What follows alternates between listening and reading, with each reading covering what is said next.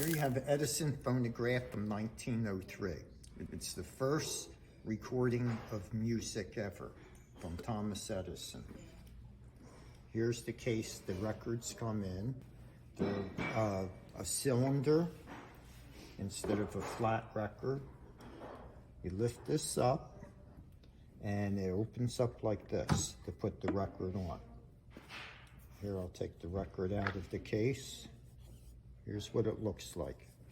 As you see, this is the thin part, and that's the thicker part.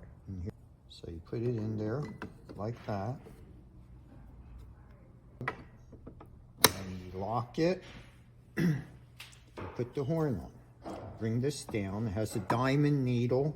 Never needs to be changed. Remember, this is the first recording of music ever. And no electricity, no battery. Just crank it up. Okay, that's good enough. Now release the needle.